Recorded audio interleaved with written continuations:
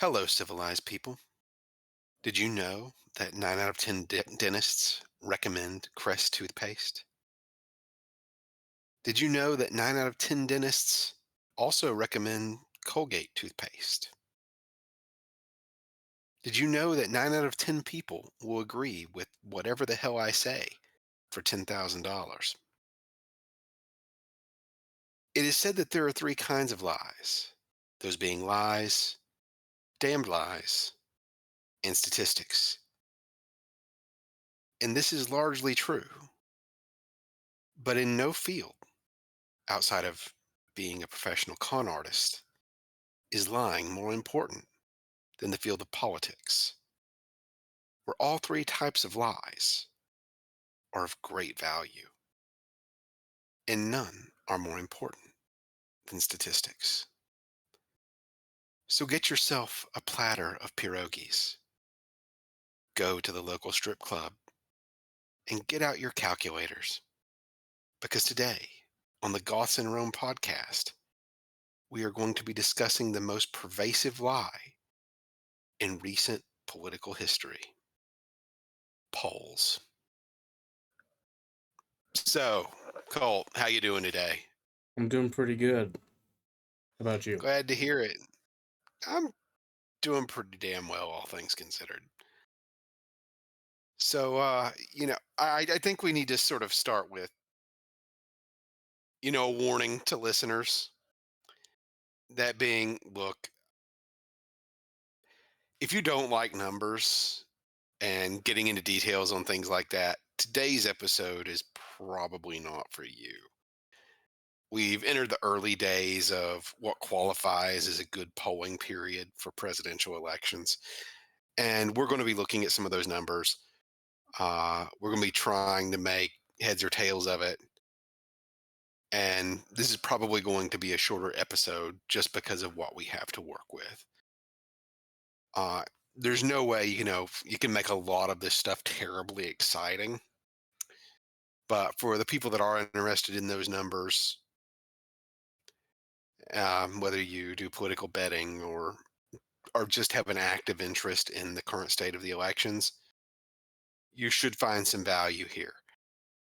And especially to people with just a passive interest in politics, but who have, you know, repeatedly seen poll numbers saying one thing and then seeing widely different results come the actual election.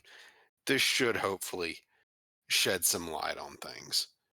Because candidly, since 2016, we've sort of entered a brave new world of polling. Uh, Ever since the Donald entered politics, it seems like people have had some real difficulties actually determining, how states were going. Have you noticed that as well, Colt? Definitely. And I guess my biggest, internal thought idea contest, if you will, is this entirely an issue with Donald Trump and polling elections that Donald Trump is a part of, or is this a bigger issue of not, underrepresenting Republican voters in polling? Is it like that kind of a bigger issue, or is it entirely Trump? That's kind of my thing going on. Um, you know, I've seen a lot of things about this, and are you familiar? You're familiar with Michael Moore, surely. I believe I am. Right? He gave a pretty good.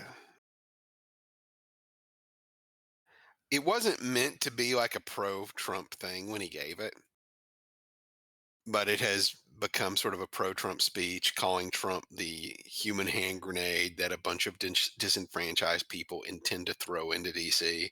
I'm sure Mhm. you've heard it, whether you remember that or not. Yeah, no, that phrase does ring a bell. Well, he was one of the few people that called out some of the errors in 2016 in the polling before they transpired, particularly up in the Rust Belt. And the problem seemed to be like even he was pointing out, these poll numbers do not reflect reality. And it was because, these disenfranchised, white working class folks that, were from the automotive industry, they were from manufacturing. And, those industries had largely started to collapse and they were disenfranchised. They were very unhappy with their situation. These were, not the kind of people these were people who historically would have been modeled as a Democrat. They might have, been modeled as anything. They had just sort of given up on the process of voting. Mhm. But Trump sort of turned them into reliable, not necessarily reliable, but far more Republican leaning voters. Mhm. And that's hard to identify whenever when all you have in front of you is just, a name, a phone number, a record of whether they voted or not in an election, perhaps a list of who they've donated to. And given how few people actually donate to candidates, you don't have much there to model them with. All historic evidence points to them being modeled as a Democrat. They're in a union, all that jazz. But that's just not playing out anymore. Uh, I actually think that's probably the root cause of things is that the white working class vote that even before 2016 was very much, largely a swings Democratic wing has become a we're Republican now wing.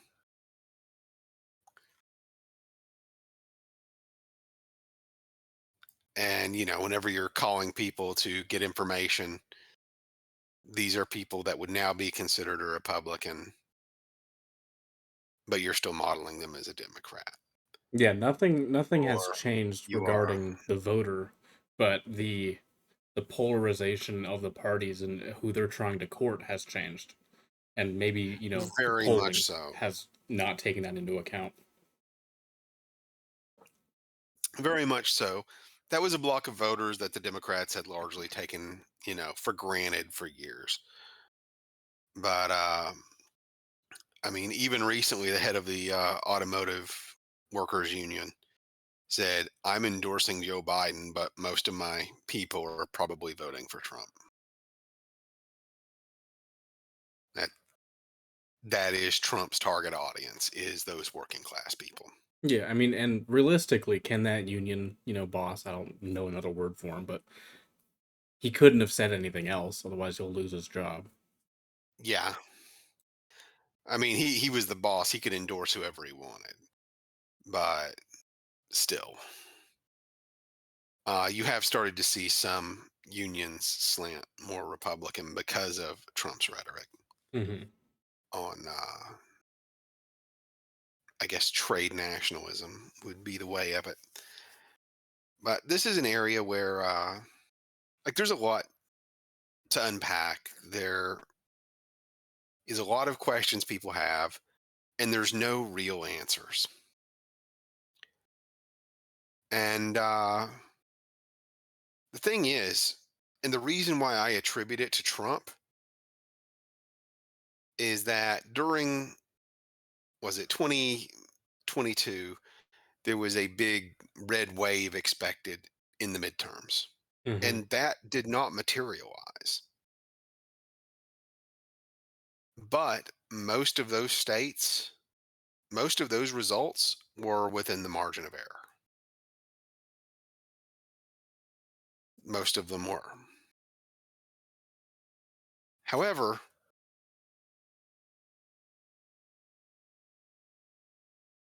so that, like, the polling was not horrendous.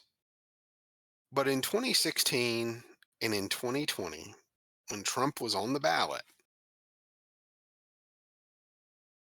shit was nuts, man. Yeah, just going over You these know, numbers earlier with you is mind-boggling. like like just to put things into perspective. Like right now in front of me, the numbers I have for 2016, I have 47 polls taken within 2 months preceding the 2016 election. 47 polls, statewide or territory wide in the case of DC. And in some other states, they did not have them.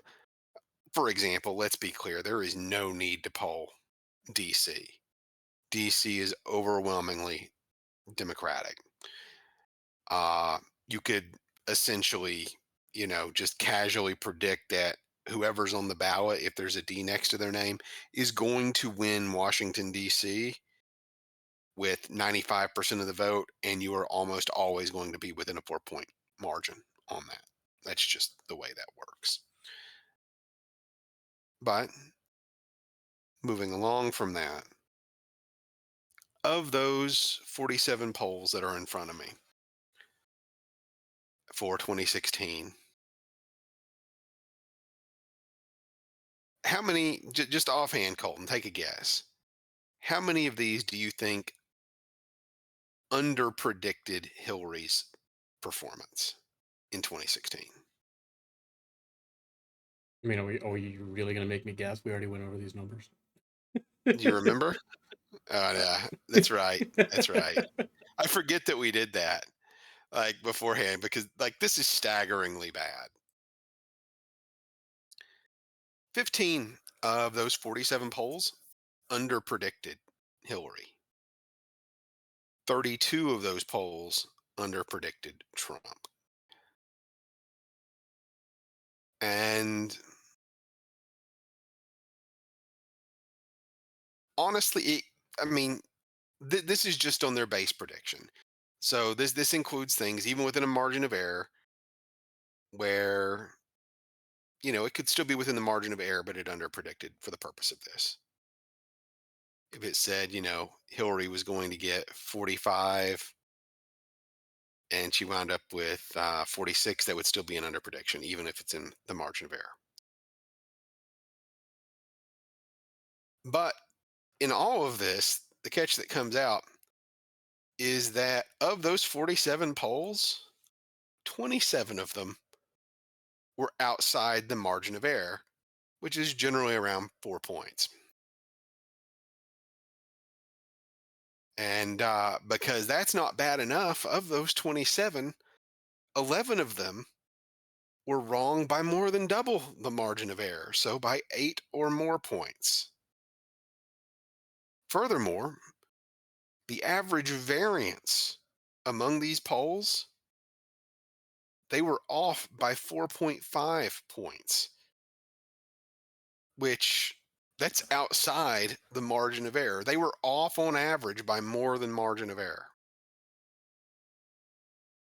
And even including the ones that were off by margin in favor of Clinton, they were off by 4.5 points overall in predicting Trump, with those Hillary averages averaged in contrast to them overall. So by almost 4.5 points was the difference, which is outside the margin. Now, Colton, what does that tell you about the state of polling? Do you want my nice answer or my not nice answer? Let's start with the nice answer and then also give the not nice answer. All right. So this says that either people are lying to pollsters when they call them, and that's my first hypothesis, is that, I mean, automatically people are lying. Whether that's because they don't want to admit that they're Republican, because they have your phone number and your name, right? That's a weird thing to do, and it's kind of Yeah, taboo to be Republican now. it Um, is. Alongside that, maybe they're lying because they just think it's funny too. Some people do that. I'll admit I've done that. Yeah. Even to pollsters I know. And I think, uh, Lord, we've worked with quite a few actually, now that I think about it. Hmm. So that option, or I guess Maybe they just don't have enough sample data. Maybe a new subset of people are voting that they previously didn't have data for to even poll them, right? Because that's which what a I populist does. That's what Trump does. yes, yeah, and you put that very well. That is what a populist does. That sort of is Trump's strength. He's bringing in people that don't normally vote. And it's part of why I think you see Republicans slightly underperforming outside of presidential years, because he's not on the ballot, so those people don't turn up. Yeah. And then, And it, oh, God. and so you might see like a populist candidate in a state succeed on that, but outside of that, it's not the same animal. Like it would have to be something statewide where a populist would really have some clout enough to generate that kind of support from those traditional non-voters. And then my third idea, which I think is the least likely, but it's happened before, I'm sure, that there could be some overlying narrative, whether it's the pollster's own internal biases, whoever's funding them, right? Something like that that causes them to purposefully only poll a certain group of people to overrepresent their data. That's always also like something that could happen. Yes, and that is true. You do see that. Um, what was it during 2018? Republicans very much not 2018 in 2022. Republicans did very much overperform in the state of New York compared to historical norms. And one of the things where you did see some contrast in the polling there was that you have a lot of pollsters that were concentrating on New York just because of the governor's race. A governor's race in New York, being as close as that was, is the kind of thing that probably keeps Democratic officials up at night. That is not something where that should be the kind of contest that it was. Uh, and you had a lot of polling that came out counter to the narrative that Republicans were going to overperform there. But each company sort of has their own slant. If you are and they ask questions differently. So, trying to think of a good example. All right, here's probably the best one to come of polling since the dawn of the Trump era. Who do you intend to vote for in the upcoming election has shifted in a lot of instances to who do your neighbors intend to vote for in the upcoming election? And that has gotten slightly more reliable results, ever so slightly. Interesting. I didn't know that. That that is something that has shifted. Um, the problem is that that alone did not fix things, and it still seems like 2016 saw the dawn of a huge problem for pollsters. That being that, the kinds of Republicans that really liked Mitt Romney, that really liked uh, George Bush, George W. Bush, wound up with a candidate that was running, shitting on everything that they did while they were, well, at least for Bush, what Bush did while he was in office, and for Romney, kind of shitting on his ability to campaign, which Hmm. he deserved that. Wrong. What the hell? Uh, I, I say that professionally. What the hell was Romney doing? I have a question, real quick. Just Yes. maybe I'm mixing these up in my head. Was Romney the binders full of women guy? Yes, and the dog on the roof of the dog cage on the roof of his vehicle driving away in a commercial. Like his live pet dog in a dog crate lashed to the top of a roof in the family SUV. Speaking candidly, do you think either of those things would impact a campaign today? I don't think so. I think they would. I I think the think the dogs bar has certainly would. lowered. Yeah, the dog, yeah. I think the standard has lowered so much with what politicians get away with now. Yes. Actually, no, I won't say that. I'd say it would depend upon the candidate in question and who their target audience is. Joe Biden is catering to, largely a college educated crowd, or any Democrat is largely going to be catering to a college educated crowd. They have a lot higher standards. And Trump even sort of, pissed on the college educated Republicans and went for the, blue collar Democrats and took them away. And so Trump can basically just say what the hell ever. Yeah. He can be as lowbrow as he wants, and his fans love it. And admittedly, I will admit that I do think that it was a huge missed opportunity that Trump didn't you know just embrace that more, go hog wild, and give a very blue collar State of the Union, put it on pay per view to help pay off the national debt because half the world would have watched it. It would have been hilarious. But maybe he'll win this year, and maybe we'll finally get that pay per view State of the Union that the American public truly deserves. A callback to the WWE cameo. Oh yeah. Actually, fun little tidbit. Did you know that professional wrestling uh, has apparent, to my understanding, has become the most politically active professional sport, and I say that with air quotes. That is such a weird cherry picked statistic. Vince McMahon's wife was Trump's advisor for small businesses. Uh, a former professional wrestler was the governor of Minnesota.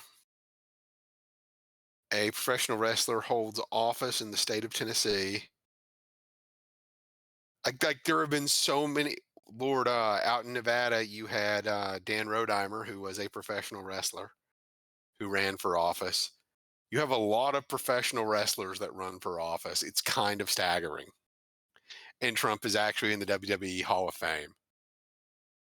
So they've gotten the presidency before. I really think this tangent has gone on too far. I don't know. I just find it funny. I just find it funny. It's funny, but just It's like, what the hell? Who would have thought it? But moving right along. and so my not very nice opinion of the Oh, polling yes. industry.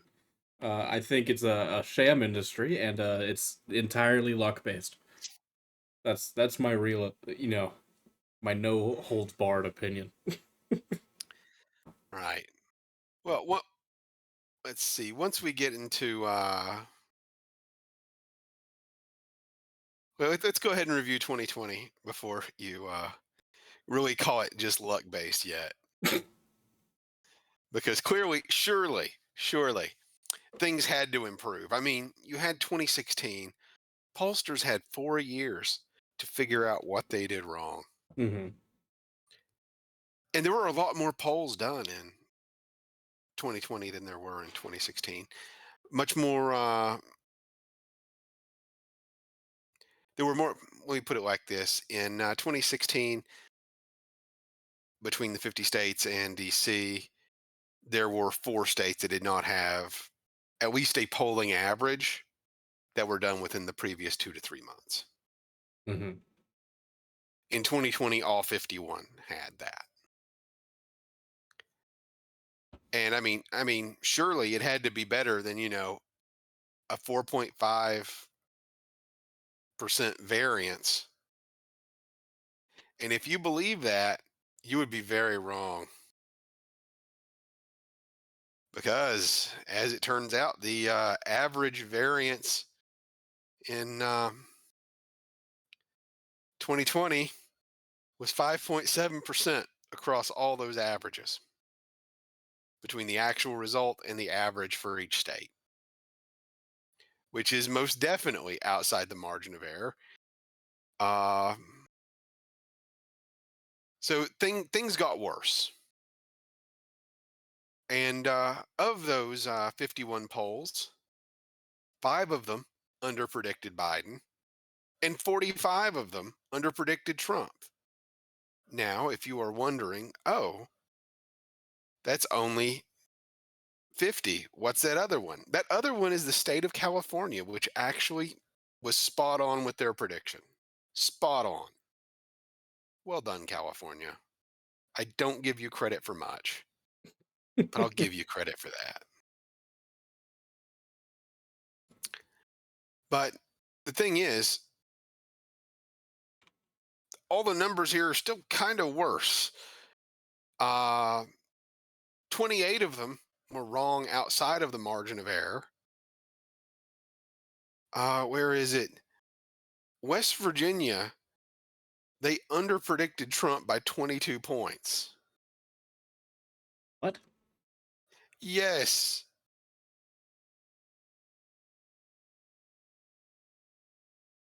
I mean, a lot like some of these aren't terrible. There's a lot of them within the margin of error, but more than half of those 51 polls were out of the margin of error. And 13, damn near half of those were wrong by more than double the margin of error.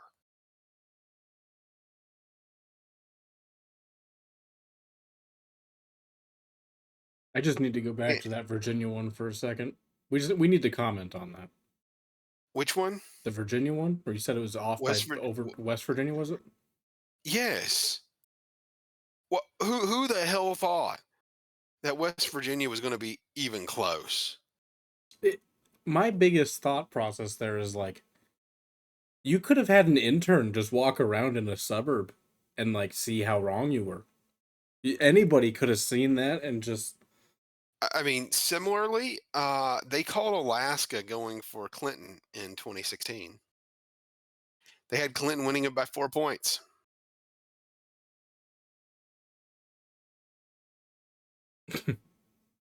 They were off by 19%. did they just not have anybody that lived there and they just like went off of like 3 calls? Yeah, apparently. Now, I will say this: there are a few states that are more difficult to poll than others, given what data can be accessed.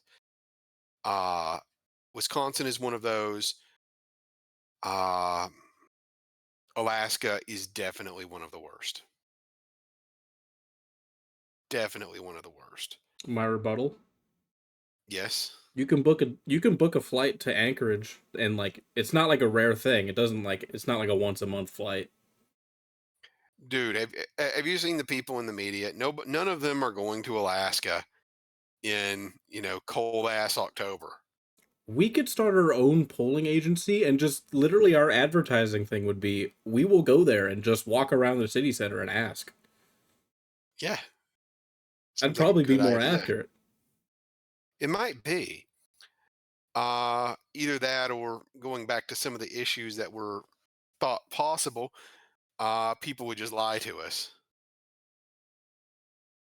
because it is getting hard to get someone who is a Republican to admit they are a Republican in public just because they fear social reprisal. I get what you're saying, but like maybe that could be countered with like, half the time wearing like a MAGA hat and half the time wearing like a Biden hat. I think they know, like, I come from, the rural South. Seeing people in the Trump hats is not uncommon. Hell, go stand outside of a gun store and you'll probably see people go in with a Trump hat. I have yet to actually see somebody wearing a Biden hat. I don't even know if a Biden ad exists. You know what I'm saying though? Like you could like wear like social Yeah. justice Democrats shirt. You know, like make up Yes. a generic pack name. You know, Yeah. That makes sense. I see what you're doing there. But yeah, so we've got a lot of bias that we saw in 2020, and virtually all of that bias was pro Biden and anti Trump in how the polls were conducted. And that's not uncommon. The way that you phrase things can be seen as very, very different. For example, I believe it was in 2016 in Nevada, there was a group going around for a petition to essentially create new gun restrictions. And they were going around and actually advertising this as a pro gun, less gun restrictions initiative, and actually got a lot of people to sign it on that grounds. So, they just presented it as that, and people signed it, even though they disagreed with what the actual proposal was. So, you can phraseology comes a lot into play with polls, and how you ask something is very important. But polls come in a number of varieties, and there's a few different types we're going to look at as we look at the state of the current election. And the first one of these is perceived favorability from the American public. And these tend to be a bit more forgiving because if you're talking about the public in general, you're just generally talking about anyone. So you can just call up a large number of people, and generally, provided you divide it among states and different areas within those states, you're going to get a fairly even sampling.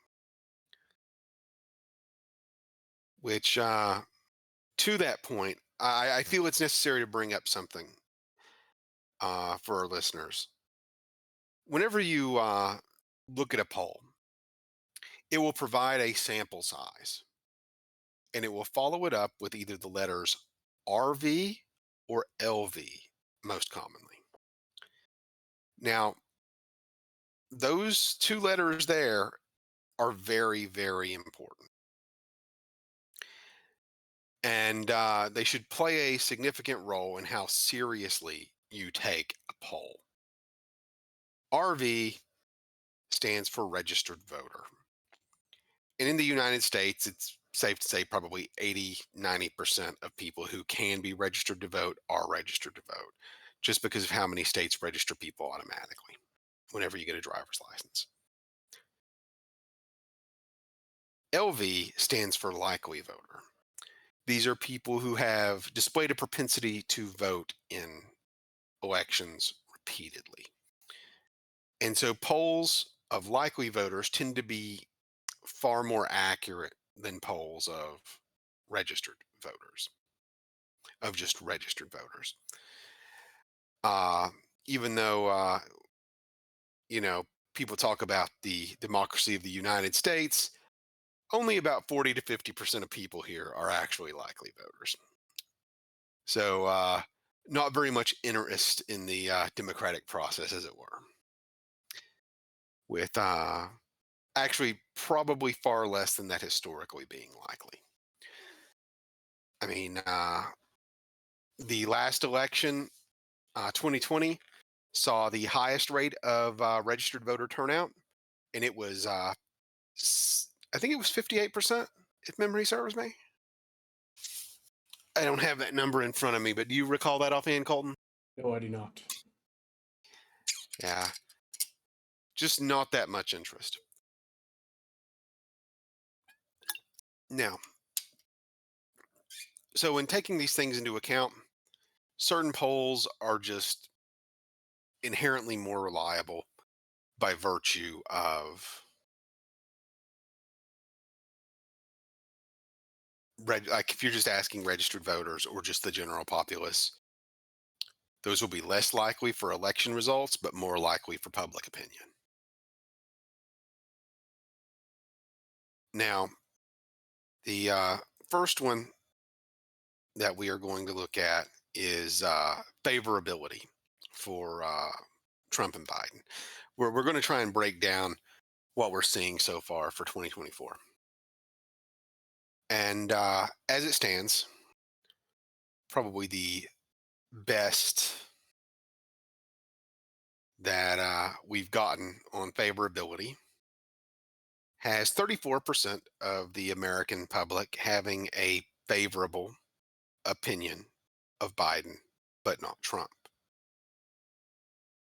37% of the American public having a favorable opinion of Trump, but not Biden. 2% having a favorable opinion of both. 26% having an unfavorable opinion of both. And roughly 1% saying just refusing to answer the question. Which on that end, that is a slight advantage for Trump of 3 points. Which at this point, I feel I should prep folks with the fact that polling right now is very, very favorable to Donald Trump, pretty much across all metrics. Which I would also like to point out, as we just reviewed, he tends to overperform his polling, which is something that we're not calculating into this, but whenever we go into, state breakdowns, we are going to look at it. So just keep that in mind. Um, Now, obviously, various demographic groups. Trump is winning among white people, no surprise. Biden is winning among black folks, no surprise. Biden has a very decisive lead among Asians. But the one that is shocking is that they are almost tied among Hispanics. And one of the numbers that has come out in recent weeks that has been somewhat startling, at least for the Democratic side of things, is that Hispanic men seem to prefer Biden, excuse me, seem to prefer Donald Trump to Biden. And this is a trend we know we've started to see in the past few election cycles. Southern Texas swinging right along the border. And yeah, so what do you make of that, Colt? The Hispanic swing. Well, either okay. Let's preface this with some context: is that Republicans have been courting Hispanic voters since Bush, right? Yes, So this isn't something that's not been talked about before. This is the only thing that's new, I suppose, is Donald Trump, and his messaging has been very protectionist, very pro worker, right? yes. And I don't want to go off of stereotypes, but the most common stereotypes of Latino men is that they're blue collar workers usually, right? This is true. So it's no surprise that the rhetoric is finally paying off. Um, I'm sure they're going to keep trying to court the women's side of the vote as well. But as long as Donald Trump can, keep promising and talking about bringing jobs and factories and industrialization, the reindustrialization of America, then I'm sure that number is going to keep going up. Yeah. The other thing that came to mind looking back at 2022, back when we were both in Nevada at that point, and you had not like Lombardo running for governor in the state of Nevada, and I remember reading a, I guess it was an editorial written by somebody who worked for the Democratic Party in Nevada that year, effectively expressing their disillusion with the situation of Lombardo courting the Hispanic vote and Republicans in general courting the Hispanic vote because they essentially said, Republicans have been are very much a party of social conservatism, but they are finally starting to tell the Hispanics about it, who are also very socially conservative, Hmm. and that that's going to be a problem. They are actually telling them this now, and oh shit, it's going bad for us. And honestly, were it not for a snowstorm, you probably would have seen Republicans sweep statewide offices in Nevada because you wound up with a snowstorm in Reno during that. Yeah, I guess my rebuttal to that, and I certainly acknowledge that that is a thing, right? That messaging is now getting across, right? Yes. But I guess my rebuttal to that is that for years now, almost every commercial during political season, if you can bring up abortion, right? If you're a very social conservatively, a person that's very socially conservative, then like you're not for abortion, right? And there's no If lying you, about it. You know what I mean? did you word that wrong, or did I mishear you? I thought you said if you're not socially conservative, you, or if you are socially conservative, you're not. Yeah, you're not pro-abortion. Okay. Yes. Yes. So, like, that's been the messaging on, all of the election time TV commercials all the time is that, abortion is they're going to come for your abortion rights and all of that stuff. And it's like they're saying it for the Republicans. And if that hasn't come across already, since like 2012, then why is it suddenly hitting now? That's kind of my question regarding that. Oh, well, it's because they didn't put those ads in Spanish. Well, even, that's what I'm saying though, is that the Democrats have been putting that in Spanish for them. No, I've not seen that too much. I never really saw them play that game with the Hispanics. In fact, that was something I saw noticeably avoided until you saw the progressive wing of the Democrats become ascendant, and they just assumed that the Hispanics were not as Catholic as they said they were. When it turns out they are very Catholic. They are very Catholic, and I mean, I guess, but like, I don't know. I think it's. I mean, I guess that's just more. I guess to your point. I guess where you originally said that now they're just actually talking to them about it rather yeah, than just getting 30-second hit pieces from commercials. kind of. And of interest is that Trump has come out and said that does not want to ban abortion, I don't think any. but I that don't he want. think any Republican nationally does, unless you're like the one of And two senators from like the deep south. You know what I mean? you- the very very evangelical ones among them. Yeah. But it's not that common. By and large, most Republicans wanted it thrown back to the states. That seemed to be the big thing. And for better or worse, Roe v. Wade is gone now. And that's sort of what happened. Can I just bring Moving up along, a funny point oh, though about that real quick?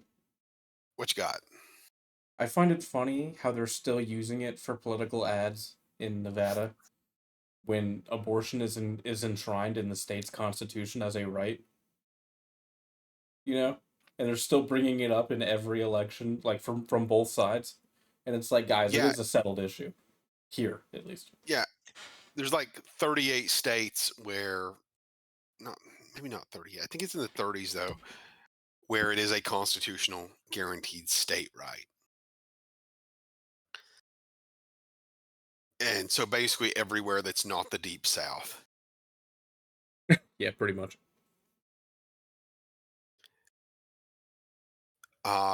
Let's see. Moving along to some of these others in here. So, like I said, these numbers are not terribly good for Biden. Every single age category, Trump is ahead by 2 to 3 points. Every single one of them. Of interest, he performs slightly higher among the 30 to 49 age bracket.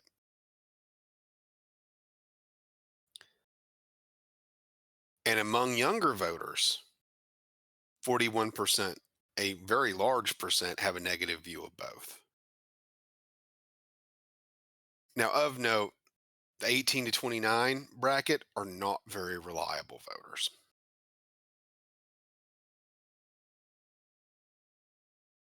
So, how that actually plays it out in the election, who the hell knows?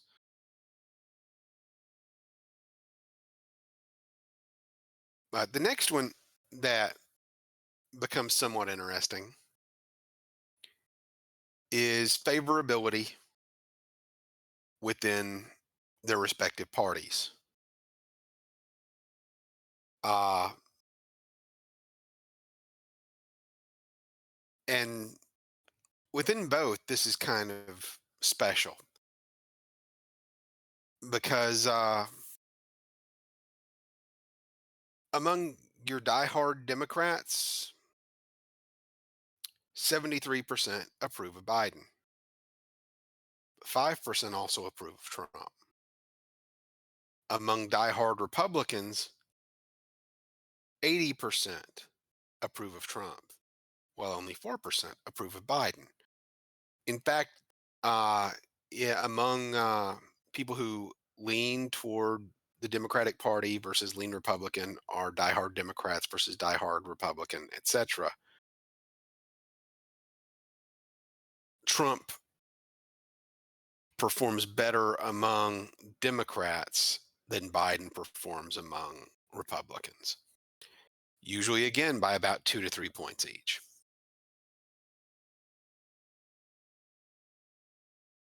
And even getting into both of these candidates are not well liked. Let's be clear on that. But among diehard Democrats, a larger number dislike both than among diehard Republicans, to the tune of about 5%, which is substantial.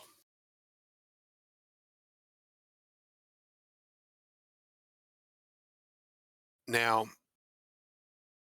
I think that goes back to what we were talking about earlier with Trump courting the white working class vote. And that is, you have a block of people that at this point are ancestral Union Democrats, if you will.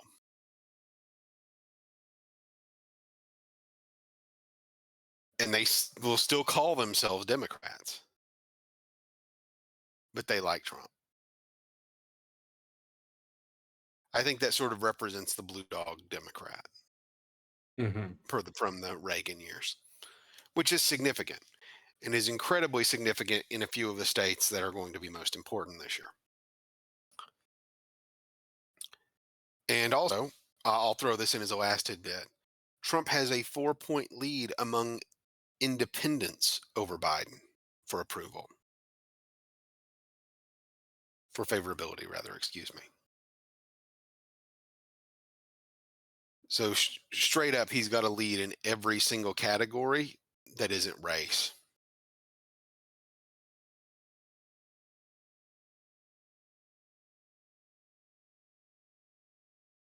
Now, there is a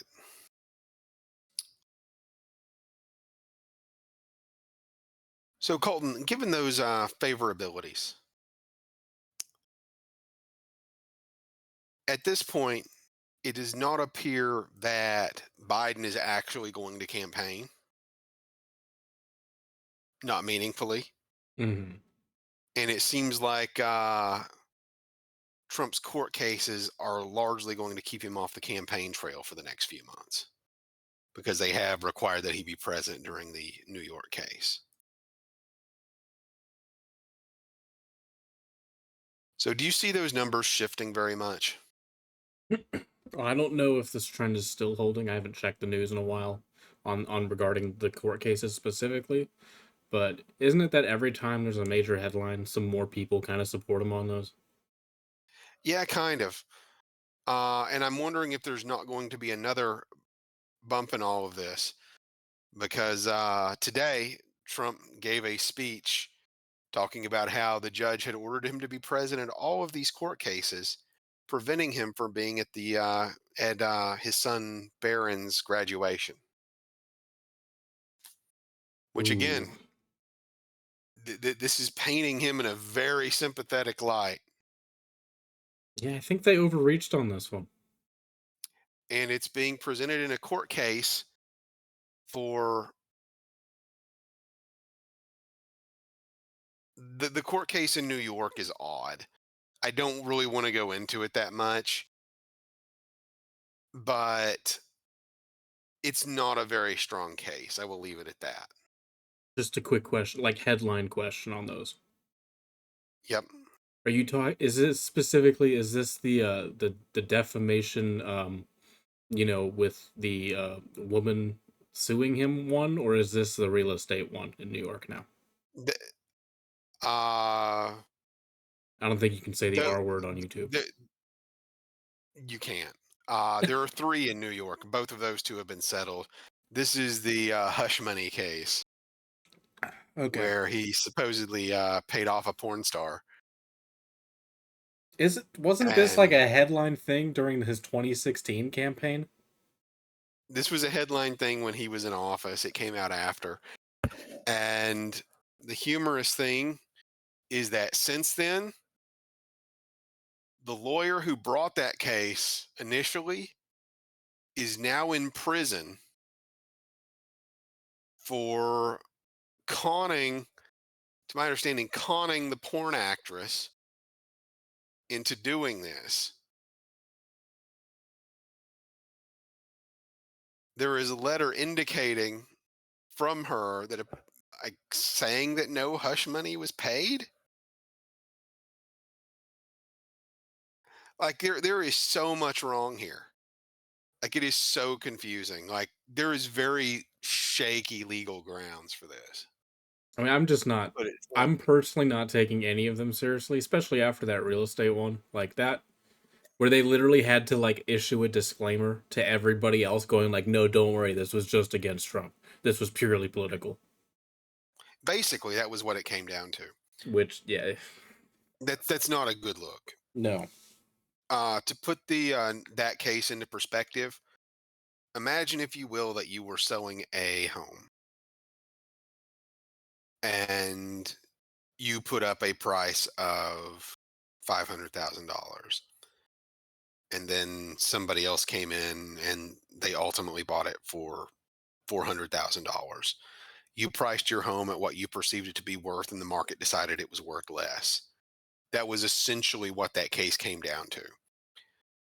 When you've got a lot of major Democratic donors simultaneously saying that this case is bullshit, who are also openly anti Trump, you've clearly got something wrong there.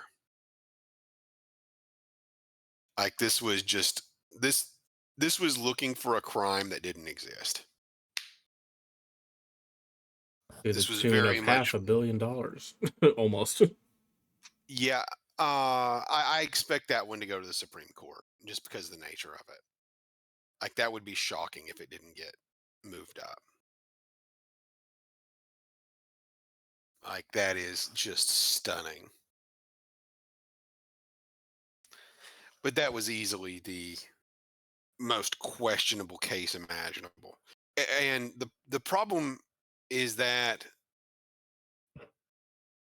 you have a typically elected officials, Democrats, who are pushing for this, and it is red meat to the Democratic mob. It is, but it is really turning off independents, and it's actually the ones that aren't, eating it up are being turned off by it too. Uh, just because in a lot of ways, it does kind of appear to be, banana republic bullshit. Mhm. It just has that appearance, and it's not a good look. Now, moving along, uh, the in regards to what people consider the primary issues of the 2024 election, things get even worse for Biden, according to the polling. And this is one where you can sort of take it with you're probably not looking with as much variance at this either, because this is, again, just, mass polling of the populace to get a response on what issues are most important to you in this election and who do you think handles them better. So you can expect generally a much better,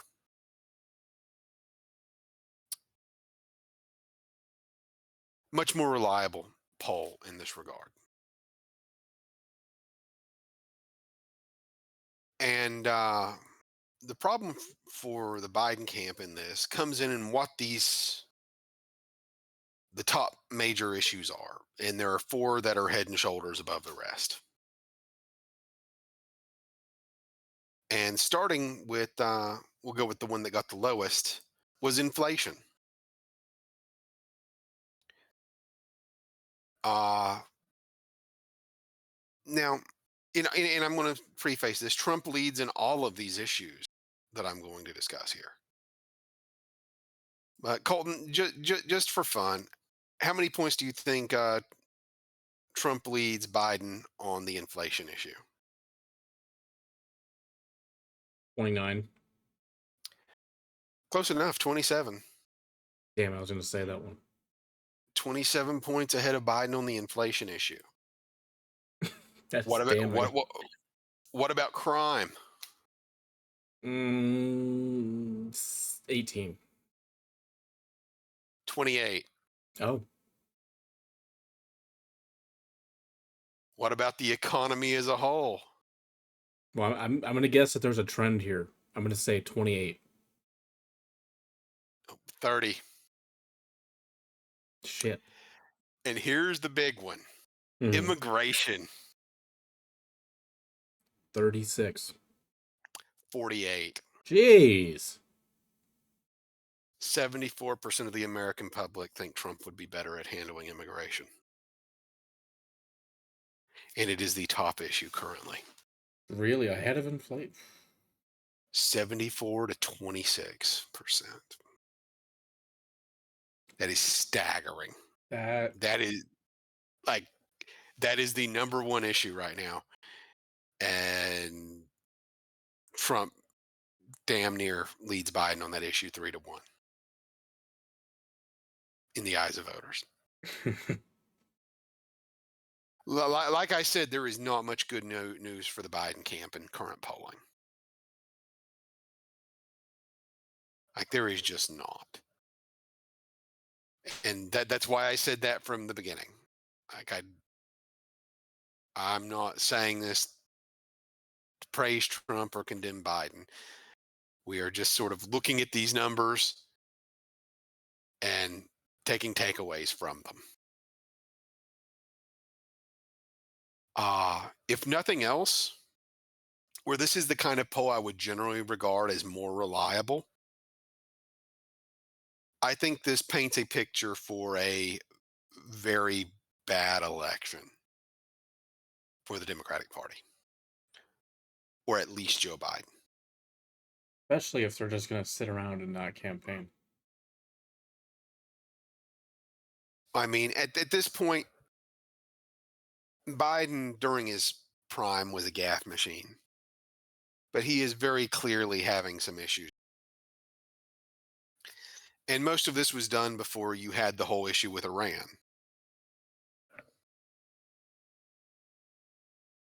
And you sort of had him come off as looking like a very weak president.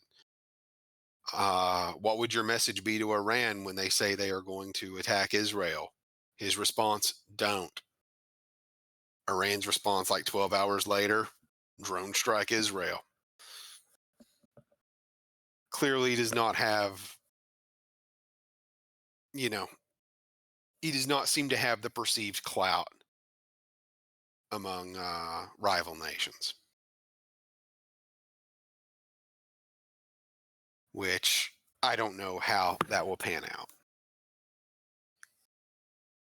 Though I will say that it's kind of funny. This is the first time I think in American history I've seen, broad sympathy for the Iranians displayed. It's Which kind is of weird. strange. It is kind of weird. Like I don't quite get it.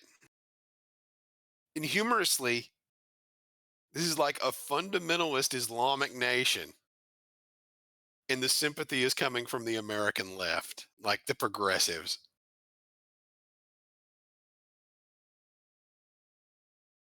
It's Like almost like it's the culmination of like all of the, Trump election like kind of timeline jokes about the American left just becoming reality. kind of. I mean, it's really bizarre. It's really bizarre. Like this is like this would be like God. I don't know. Capitalists for Stalin, Jews for Hitler. Like like these are fundamental opposites. They don't play nicely together. No. Like what the absolute hell? It's staggering. But that's where we are these days. Because, who cares about rationality? No, man, it's a team sport now. Yeah. Now going to the state side of things, obviously, there are states that are going to obviously go Trump or Biden that we already know right now. And like for example, I think we can all say with some degree of certainty that Donald Trump is probably going to win the state of Alabama in 2024. Do you think that's a safe bet, Colton? Yep. I also think it's safe to say that Joe Biden is probably going to win the state of California. I mean, these are just things that are more or less locked in stone.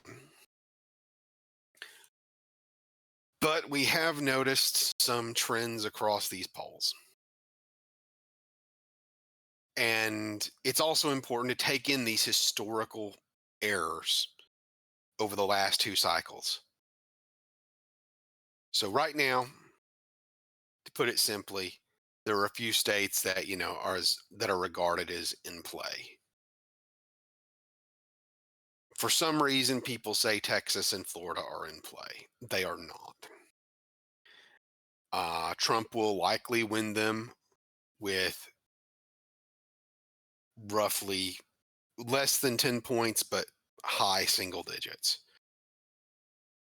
Uh, Georgia, Trump is leading there by 4 points, and Georgia's polling is one of the most accurate in the nation. It is incredibly accurate. And admittedly, it does usually overestimate Republicans, but that overestimation is negligible, like 2 points. Or actually, in 2020, they were only off by 0.3%. And even looking back further, they've been fairly reliable. So, that's a thing. So 3.7,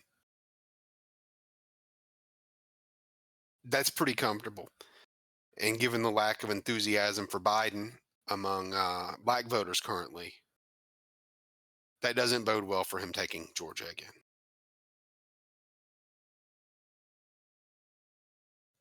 Let's see, where's the next one? Nevada. Nevada is an interesting one, Colton, Mhm. because in 2016, the polling was off by 2.5 points, under predicting Hillary. In 2020, it under predicted Trump by the exact same number. But right now, Trump is leading in the polls there at 3.5 points across an average of all polls. That is a state, again, that tends to overpredict Republicans. But yeah,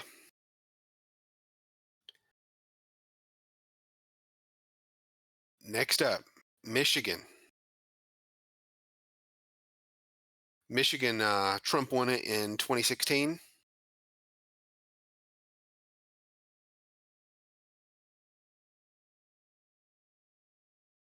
But again, this is a state where the bias has generally been against Trump. And just looking at his historic performances and the current polling there now, it's highly likely he'll win that. Uh, Same is true with Wisconsin, which, humorously enough, of these states is the one where Trump is leading by the least.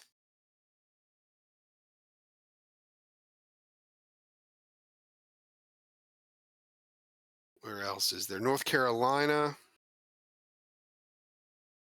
Trump is ahead in the polls there by beyond the margin of error across the averages. Arizona, he's up by exactly the margin of error. Arizona is also one of those states where they tend to overrepresent Republicans, though. However, that's historically, but they have always underrepresented.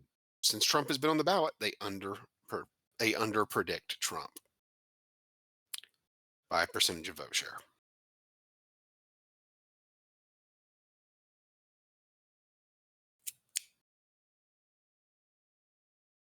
Now, there are a few others that are a bit intriguing in this because going back to it, we have seen a pattern that Trump generally overperforms these polls. And there is a bit of an oddity in the polls right now. That being that Trump is leading the state of Maine by 6 points, which Trump winning the northern congressional district there, essentially Aroostook County, which is a massive county that's like half the state and is all just rural and woodlands and whatnot.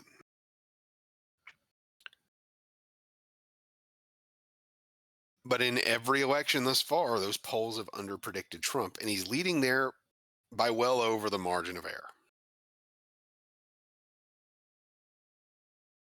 which,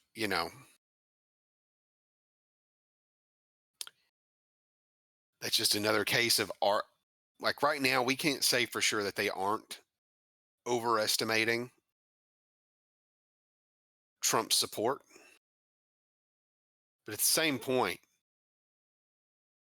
history seems to indicate that they probably aren't.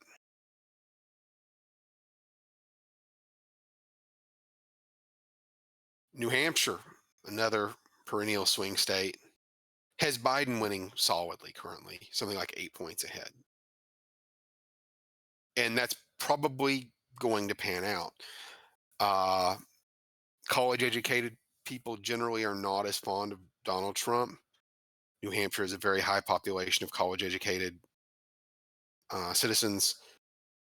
And so you are likely going to see Biden take that. And that makes sense. But the elephant in the room is Pennsylvania. Now, going back to what we said before about quality polling, there is a big difference between, a good sample size and good polling versus, something that is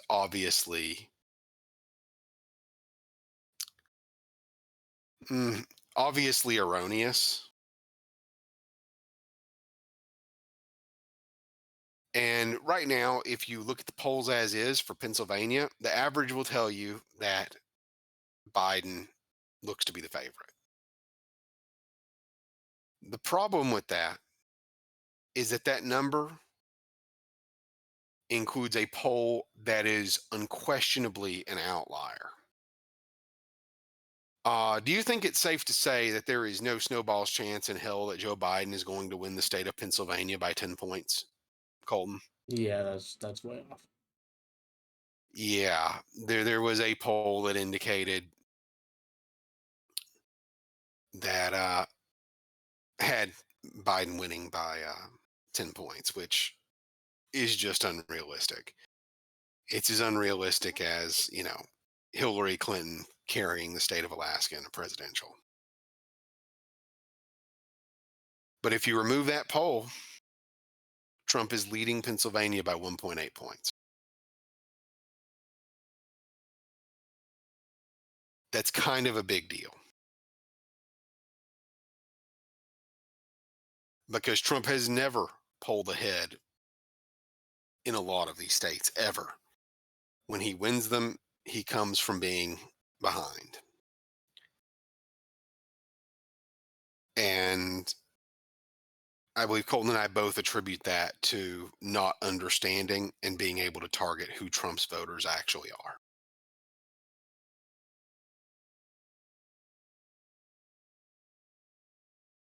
So, the other, what's also sort of actually quite impressive is that pretty much if you are listening to this video, you are probably old enough to remember when Ohio was essentially not only a swing state, but the most important swing state. You could pretty much determine who was going to win an election by who won Ohio. And that has since changed. Ohio is pretty much a reliable Republican state now, in part because of Donald Trump. Right now, Trump is ahead in Ohio, which just, 8 years ago was regarded as a swing state by better than 10 points. And that's actually fairly believable.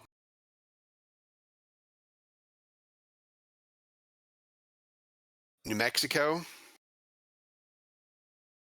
does have Biden leading, but I actually think I don't think New Mexico will go Trump by any means. But there are a few states that I do think will be interesting to watch on election night because I think New Mexico could be very, very close. Do you agree on that sentiment, Colton? Yeah, I definitely think New Mexico will be one of those ones that's fun to watch. In part because of the shift in Hispanic men, this could really bring New Mexico close. Like this is a group that I think Biden won by what 70, 80%. in 2020, and now he's dead even with Trump. That could be very interesting.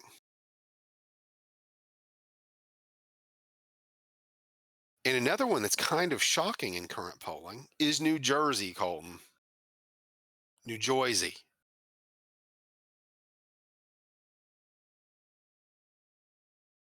Biden is only leading Trump in New Jersey by 7 points, less than the current polling lead in.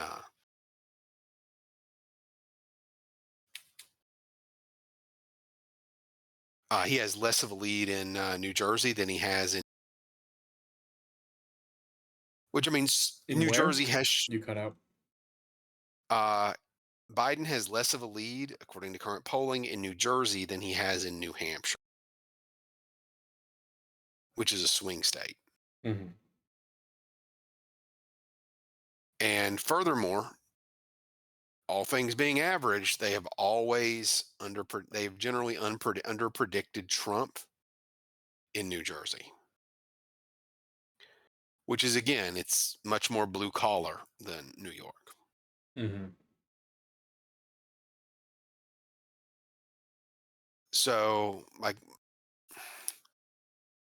my thoughts are that just based on these numbers, you are looking at a situation where, like, and it would be very shocking if it happened. And I have a hard time even insinuating that it will. But can you see a world in which New Jersey is a swing state? Well, if things keep getting like they are, then yes, but Because that's the thing. This is sort of playing into a pattern that we saw the last couple of election cycles there. I mean, I think in one of our first videos we brought up Ed Durr, who was a trucker who ran like a $200 election campaign, running as a Republican, and ousted the uh, highest elected legislator in the state of New Jersey, who had spent millions of dollars. the donut man. Yep. Like this guy, I think between his two previous elections to hold on to that, he had spent something like $7.5 million.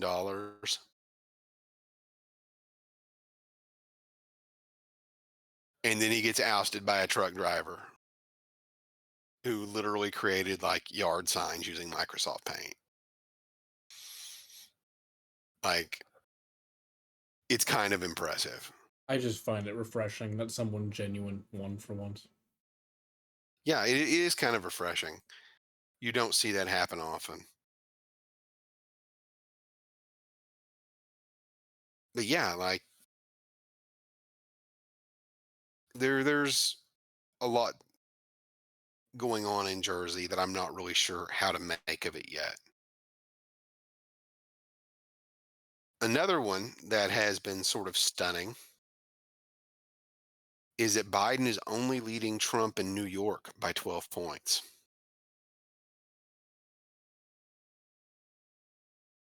And given that almost certainly among New Yorkers, immigration is a major issue.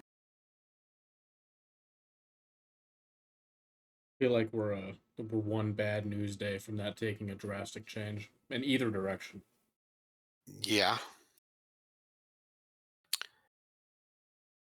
And conveniently, I don't think Trump is going to win New York, but I think this one's going to be much closer than anticipated. Oh yeah. Because I also want to throw in one more poll right now before we get into weighing these based upon historic averages Mhm. of error. But we got our first poll the other day, just popular vote. that was not among registered voters, but was among likely voters. So people who were likely to actually vote in this election.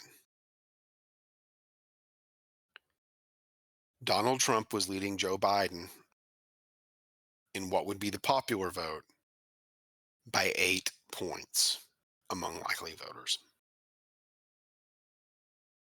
7 points if you add all of the third party candidates.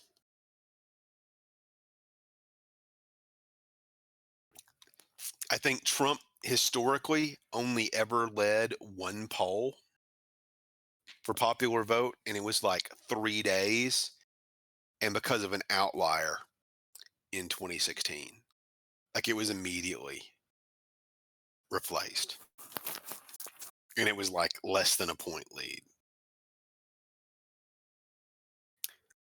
What do you make of that, Colton? Like, this is not something. I'll be candid. I never thought that would happen. Well, I'm reluctant to ever admit that the polling industry would ever change their crooked methodologies, right? So Yeah. my gut feeling is that they are just doing the exact same thing they've always done, and then just like adding a flat number to Trump. Actually, adding a flat number is actually something we're going to have to look at for the final take on things. just Uh, just roll a but d6, add that to your poll for the day. yeah, exactly. Yeah, man. Like that's not something that you would expect. And I have trouble believing that. But at the same point, there are enough situations going on within the world that it's not entirely unbelievable either. True. So,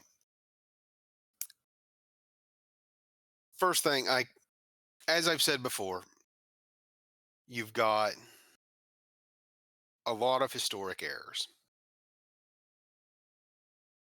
related to Trump and how polling has been conducted with him. And these are very much repeatedly visible.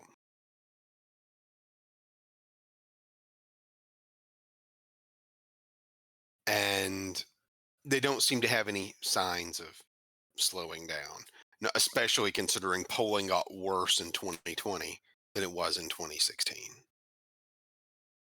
Like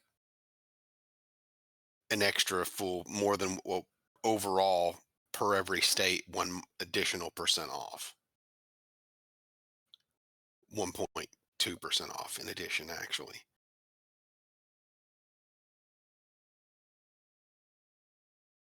But the thing in these discrepancies is that, we can't say for certain where those discrepancies will fall this time, whether maybe miraculously the polling industry, figured something out. Maybe they did. But looking back at these historic errors and weighing them, given their recency, to indicate, the trends of the polling industry, uh, we've sort of added these margins into current polling, which this is far from, truly scientific. But we think it gives a reasonably good idea of where the race is currently. I believe I've shared these numbers with you before, Colton. Hmm. And I'm just going to go state by state on these. And essentially, I'm gonna label them safe, likely, leans, or tilt. With safe meaning that, you know a candidate's going to win it by 12 or more points. likely meaning 6 to 12, leans being 3 to 6, and tilt meaning that it's really a toss up, but it could go either way. And as it stands right now, Alaska and Alabama are probably safe for Trump.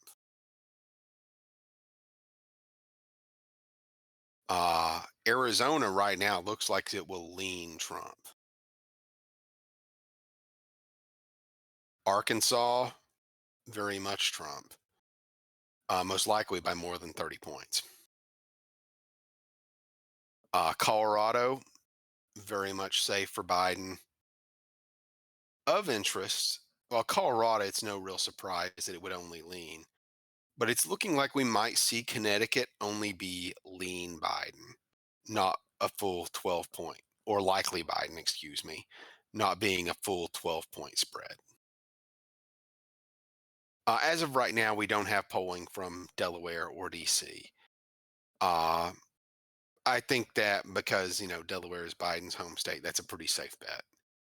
And I think you would have to, nuke DC in order to make it not go, Democratic, just because of how overwhelmingly blue it is. Like it is reliably 90+% Democratic. Uh, Trump is likely going to win Florida. Georgia's, I think, will still be a tilt. I think it will be less than 3 points, but I think it will be right at about 3 points. If, or if you take these into account, it seems like that will be 3 points. Idaho, safe Trump. Illinois is another one where things are a bit odd, but it's always been a likely state just because, it's got one big city and everything else is all Republican. And so you have that as likely Democratic. Indiana, Iowa, Kansas, Kentucky, Louisiana, obviously safe Republican. If they are off, if the polling right now in Maine is accurate, though, which Colton, I'm going to throw this out. Do you think it's possible that Trump could win Maine?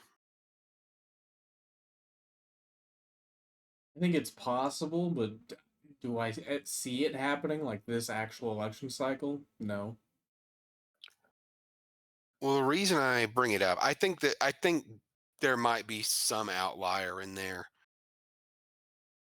but I'm gonna throw something out in this. That being that Maine is overwhelmingly fond of independent candidates. Is very fond of independent candidates. It's kind of like New Hampshire, and I guess you could argue Vermont in that format. And so I think this polling comes down to the influence of RFK. I think if Trump wins Maine, it's thanks to RFK. I could see that. And the thing is that not only that, but they have generally historically erred in Maine of under predicting Trump, which means that if RFK, manages to perform as well as he polls, which admittedly, this is unlikely.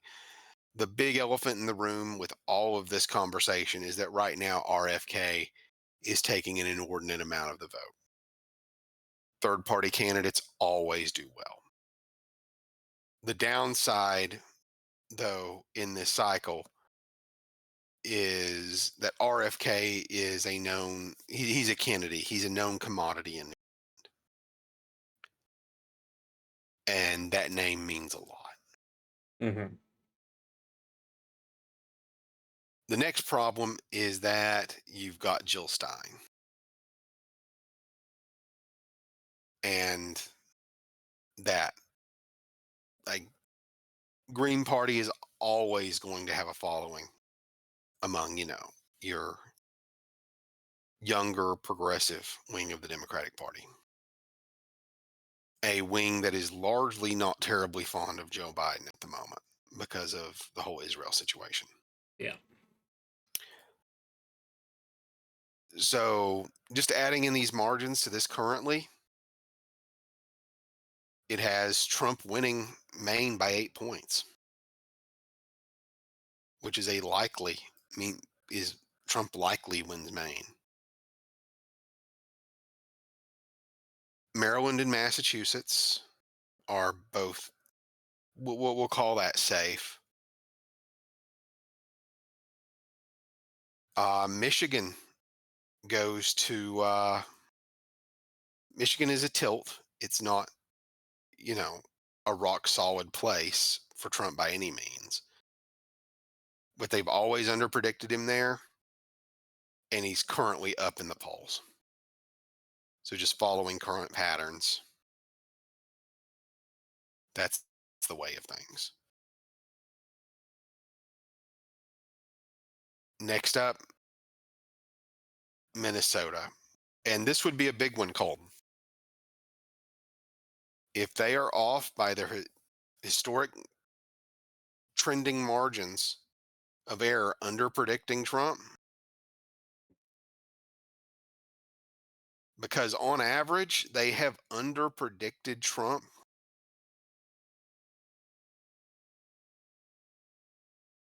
by about 5 points in the state of Minnesota. And the current poll there has him down by 2.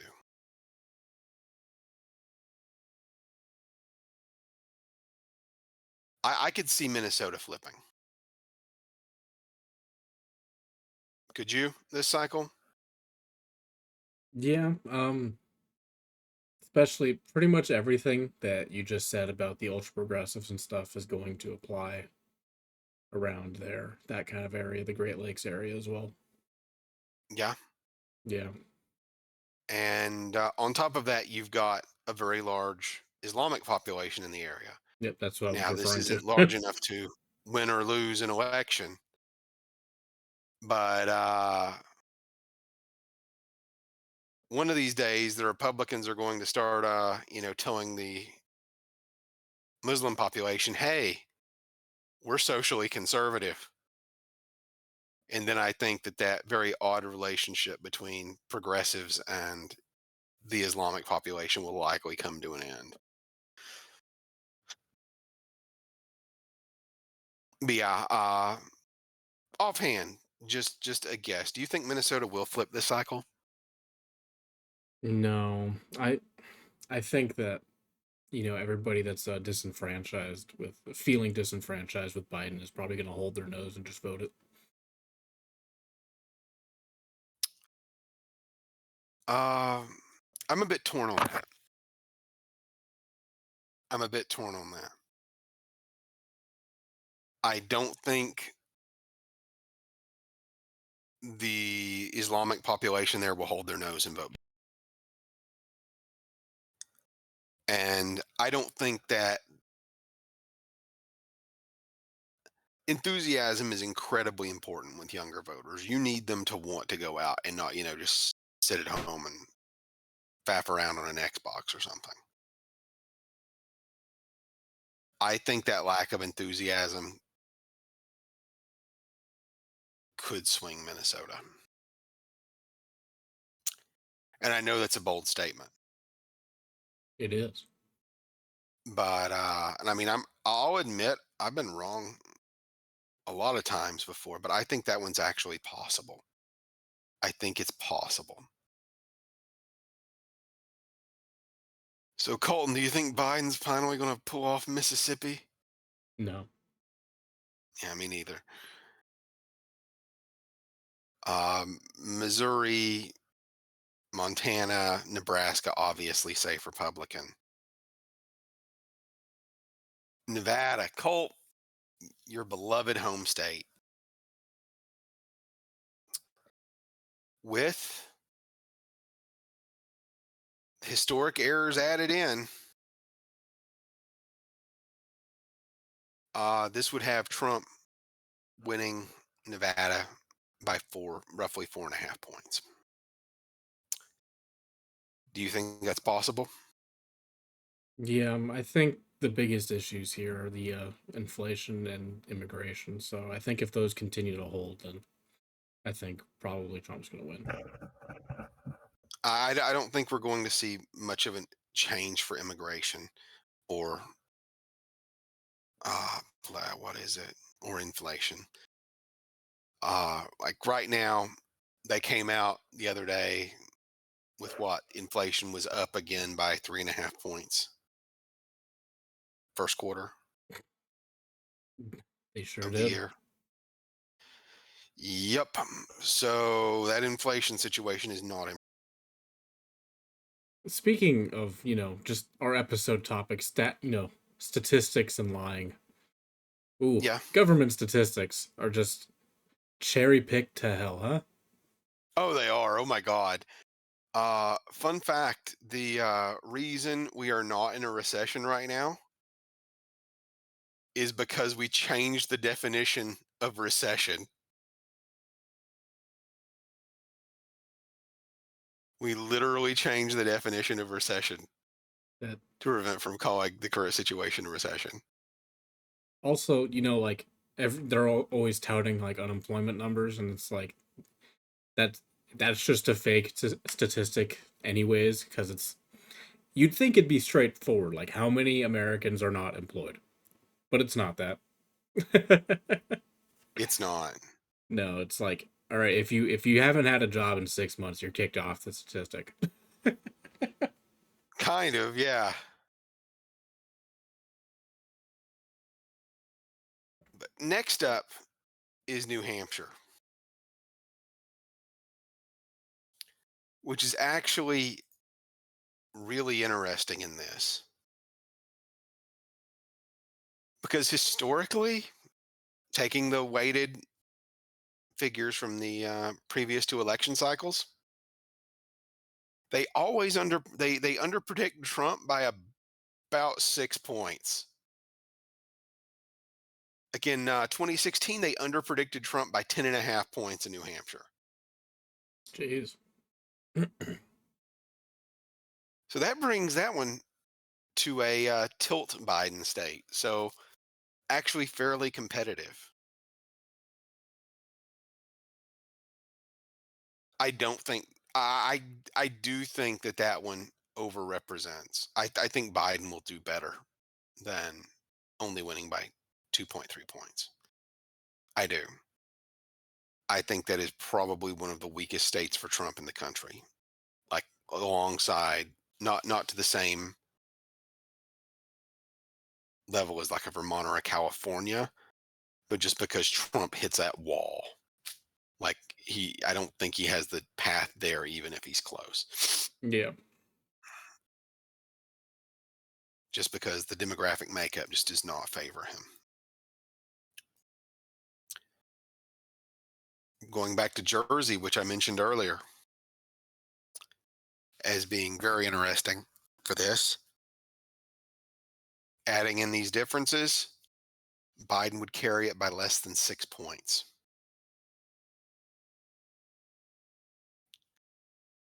A less than 6 point spread in New Jersey, Colton.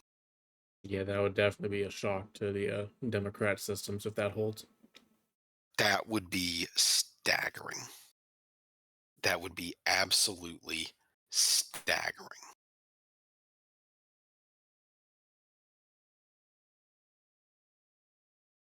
New Mexico. Believe it or not, this is one where polls have historically uh, underpredicted Democrats. So this one actually goes up by about half a point to be from Biden plus 8 to Biden plus 8.5. That being said, I have to say that the Hispanic swing could be a wild card there, something that can't really be picked up in polling. Hmm. And I'm not sure how that will play out. I do think Biden will win it. I'm fairly confident Biden will win it. But immigration is a huge issue there, and Trump is the far and away favorite for that issue. I think what I'm getting at is that I do think there's going to be some surprises on election night. which is always Even fun. it is. Otherwise, it just goes back to the days when it's like, oh, Ohio got called. I guess we can go to bed. We know who's going to be president. Uh, New York is another state where, you know, they went from, they initially underpredicted Hillary, and then they underpredicted Trump the next cycle, both of which were outside of the margin of error, I would like to point out. So they just have no clue what's going on there. Well, they know who's going to win. I don't think that's a real shock. And I don't see New York, barring something very, very strange.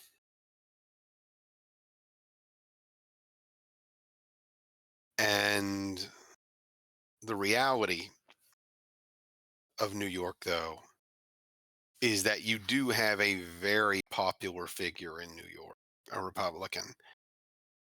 And I would be curious. I would be genuinely curious.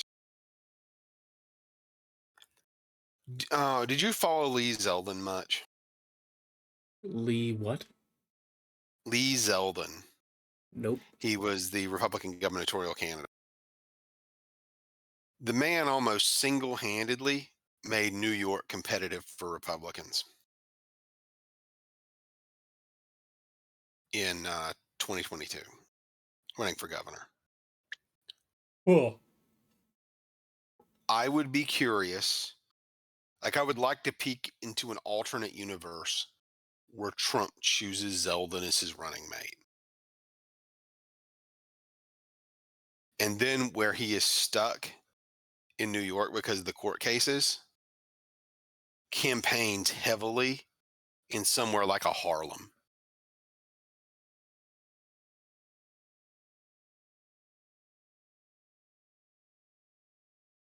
I mean, he's even indicated he intends to campaign in New York, Hmm. which, you know, here's something I have to give credit for. In 2016, nobody's polls predicted Donald Trump winning that election, except for Donald Trump's.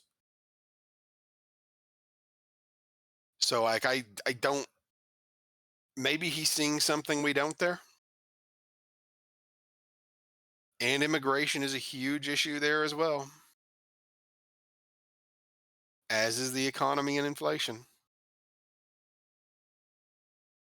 all of which overwhelmingly favor Trump right now.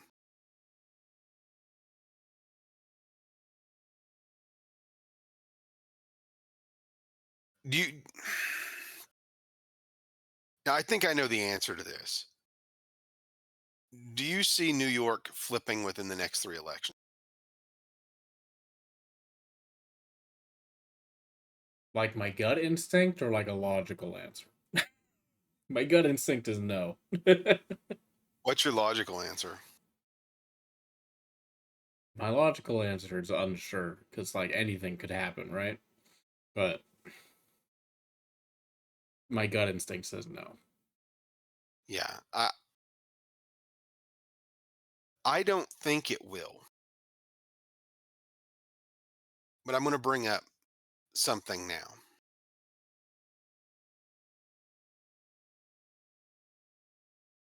If you use the largest bias against Trump that was applied to him, which was a bias against him of 5 points, that takes Biden's 12-point lead and makes it a 7-point lead. Mm-hmm. And the last time you had a president as sitting president as unpopular both among their own party and nationally, as Joe Biden was Jimmy Carter. Mhm. And in the last few days of that election for his reelection campaign, polls generally shifted 6 points.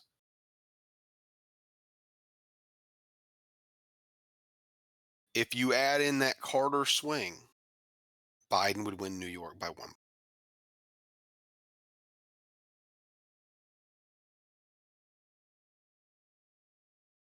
I don't think you're going to see Biden suffer the Carter swing by any means. I don't think that's a thing that will happen. I don't think Biden will debate Trump this cycle. I think that would be very foolish for his campaign to allow that, given what we've seen of his public speaking recently. But that was sort of what sunk Carter. But I'm just saying that there is some historical precedent in that. I mean, was it But by public no speaking? means, I thought it was the hostage situation in Iran with Carter. it was that in the debates. There were like it, just as that election came around, you had the debates that went to hell for him. The hostage situation went to hell for him. Like nothing was going right for Carter.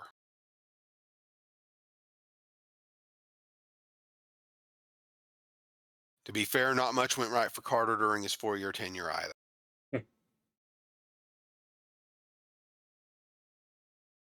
Next up is North Carolina. And North Carolina is one of those states that is trending to the right as well. And Trump tends to be fairly popular there. And if you add in these historic differences and weigh them in, that has Trump winning North Carolina by 6, which I don't think is terribly unlikely. Yeah, no, I can see that one. I think that's being generous, but I think it would be closer to a 6 than to a 3, Mhm. at least given what I'm seeing in polls right now. Now, God knows what happens between now and election day. Maybe we wind up in a war. Biden becomes a wartime president, and he gets that bump. Given the situation in the Middle East, who knows? Maybe he'll get that. Ugh, I don't have any wood to knock on around me. Yeah, I'm kind of tired of the wars, if I'm being honest. Yep. Next is Ohio.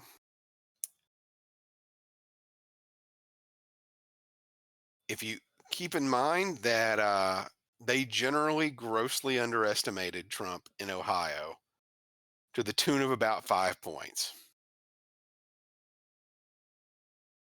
which with the current polling would put Trump at 15 point win in Ohio. Like if it's a 15-point lead, that's safe. If he pulls off something like that, Ohio goes from being a swing state to being a pretty solidly red state. It's not really competitive anymore.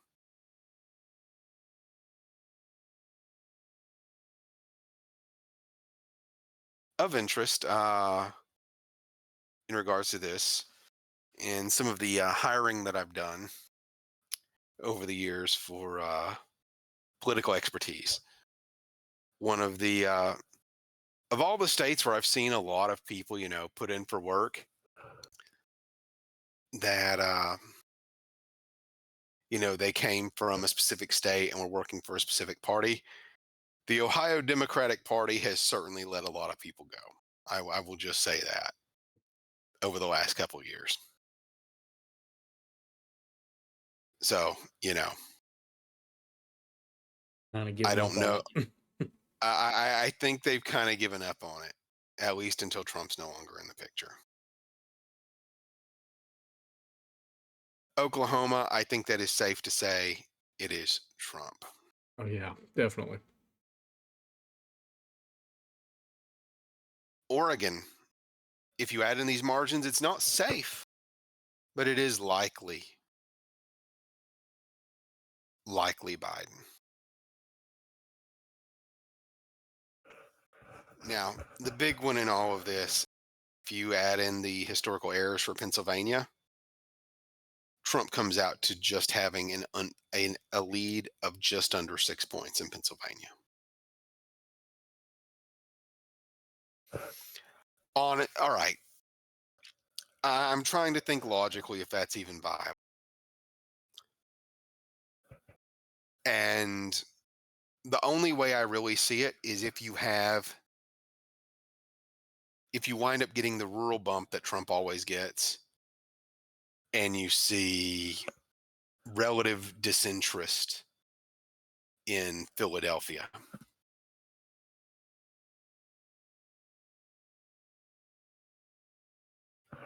So an over turnout in the more western Appalachian region of Pennsylvania and under turnout in the east.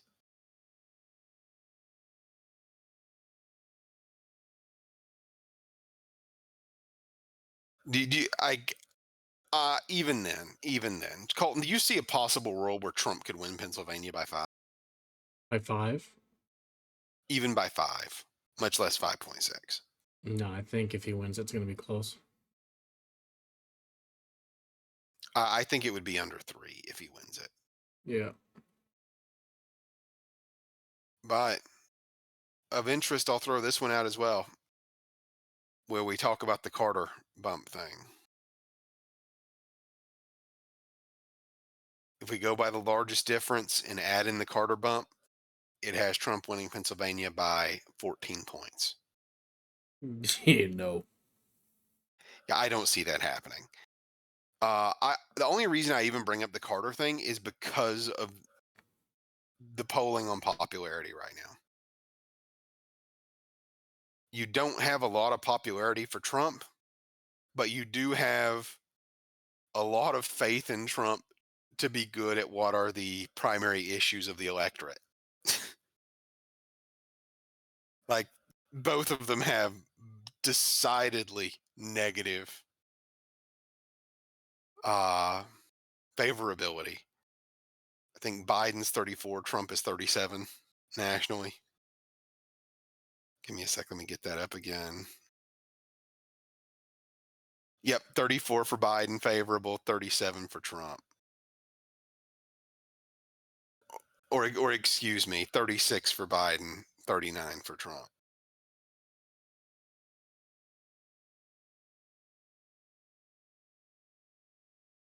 So this would be, mind-boggling. But still, like, yeah. R- Rhode Island, obviously Biden by just under 12. South Dakota, Tennessee, safe Trump. Texas, add in that margin, goes up to Trump roughly 9.5. Do you think that one's safe, Colton? Like I, roughly that region for Trump in Texas now?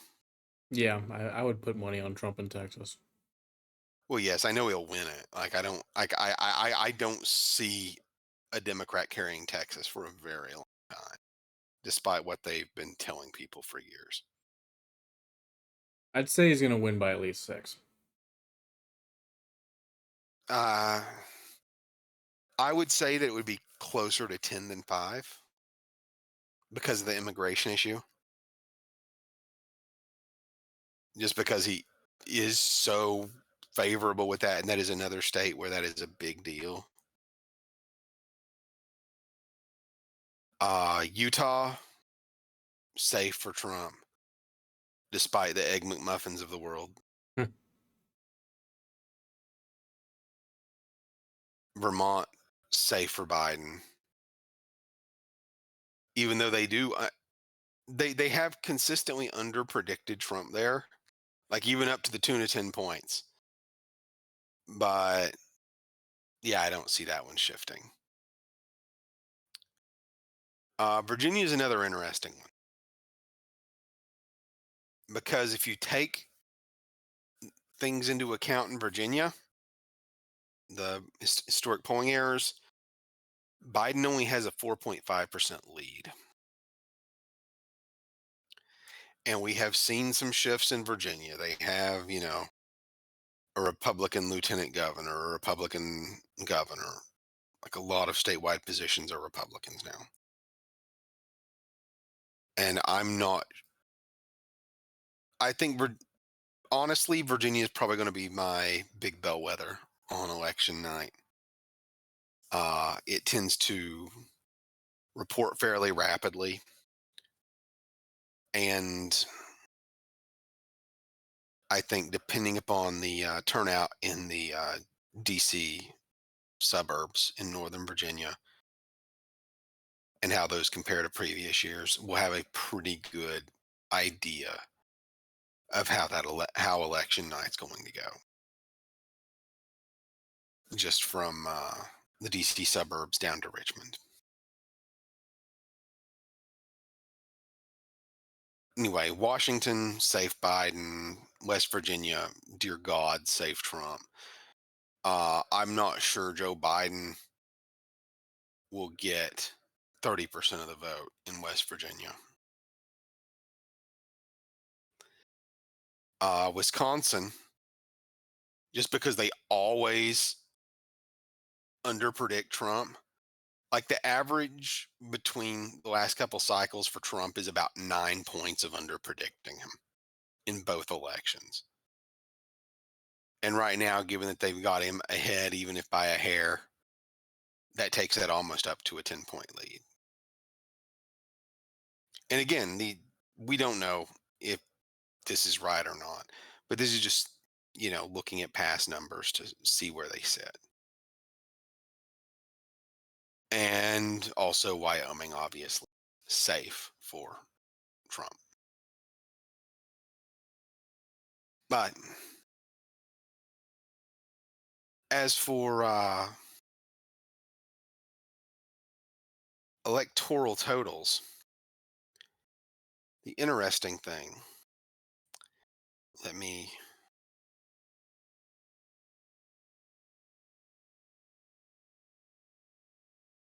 pull this up. If these margins apply and they come out as expected, well, not really expected. I think it's safe to say we don't actually expect this to happen, Cole. No. But if they come out as expected from this, or as seems plausible given historic errors from this, the electoral total for this is 214 electoral votes for Joe Biden, 324 electoral votes for Donald Trump, with Trump still losing uh, one of the congressional districts in Nebraska, and Biden still winning one in Maine. Like, and what I want to point out in this, and the sort of thing to tie this all together, to show just how, whenever you're watching the news or you are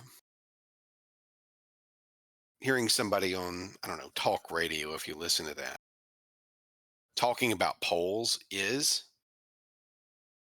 that whatever polls they are referring to internally, even if they are looking at averages of multiple polls, given recent errors, that something of this scale still falls within the realm of reason. There, it's safe to say that polling has never been, and likely never will be, an absolute science. You're going to have people that want to screw with that system. You are going to have people that just don't want to tell the truth, or reluctant to tell the truth. Uh, given the biases from some media outlets, perceived or real, that's for you to determine. You are likely to see people just not be willing to cooperate. And so, I mean, what would your advice be for people whenever they look at polls ahead of election season, Colton? Just for people with a passing interest in politics. Just a passing interest, so they see a headline and basically go off that. Yeah, I would say check who the source is. That would be my biggest thing. I think at this point, pretty much most people, as long as you have a greater than room temperature IQ, you know at least a little bit of where the biases lie in the major news outlets, right? Is that safe to yeah, say? yeah, So you could just check to see the biases, and I think that's good enough for most people. yeah. I would like to think it is. And yeah, the thing I would tell people to look at is that it is much cheaper, much more cost effective to do a poll of registered voters than it is likely voters. And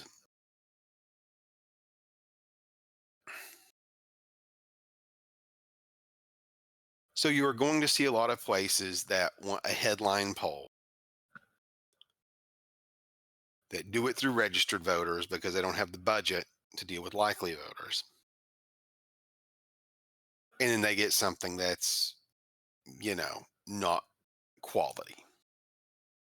Polling is expensive, or it can be. Even something like a small sample size for a single county can be upwards of, $800 to $1,200, which, if you're running for a small local office, could be a considerable portion of your campaign budget. But yeah, and so Colton, as of right now, what would you have people look for on election night as bellwethers at this point? Um, the people around them that are voting. I wouldn't trust any news outlets until an election is called. Well, I mean, yes, I'm not quite talking about that. I'm talking about what should they look for as numbers are being reported that could shed light on the outcome of the election as they're waiting and watching. Because there are a few that I can point to. I mean, I Just guess curious if just any stood general out to you. stuff like whether it's a a county that has big towns or if it's mostly a rural county. I mean, you could pretty much eyeball most of this stuff if you know what you're looking for. Yes. I'm not sure what you're Uh, asking for here, Robert. all right. I'll give my example. First off, just because of when polls close, the things I would look at, there are four areas. First off would be Eastern North Carolina. That area has been trending to the right recently. And if that seems to continue, then Georgia, I believe, will be a bit closer, will take a little bit longer to be called. But if Eastern North Carolina is trending right, you've got a lot of similar sort of demographics there to, I guess you would call it the suburban areas around Atlanta. So that could be sort of a bellwether for that. Northern Virginia, if you see much lower turnout in Northern Virginia, or Virginia keeps being too close to call, that would be a very good sign for the Trump camp.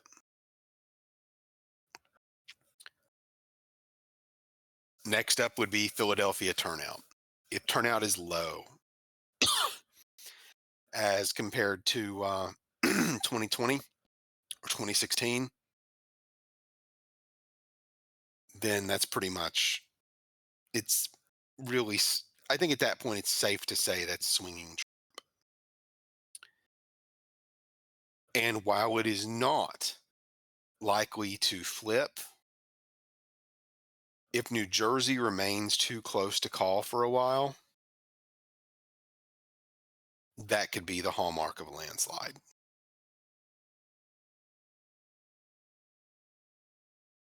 And again, another situation where they grossly underpredicted him, which is entirely possible, given that, they've been averaging they were off by damn near 6 points on average in all polls in, you know, 2020. But so with that being said, now that you know what I'm talking about, anything stand out to you? Nope. All right. I just wait to see where the dominoes fall. Yeah. Something tells me we're probably not going to be sober long enough on election night to actually be conscious, hopefully, this year when those results come in. We'll probably have a very busy next day with a headache, Hmm. but a busy day makes it more tolerable.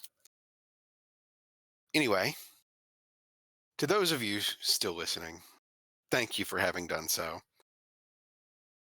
We apologize as well for the last few weeks. We've not been able to record due to a series of marriages, illnesses, and all manner of life events that have very much crippled our ability to coordinate long enough to actually record. So, again, we look forward to entertaining you next week, and we hope you have a wonderful day. Thank you, everyone. Have a good one, folks. Take care.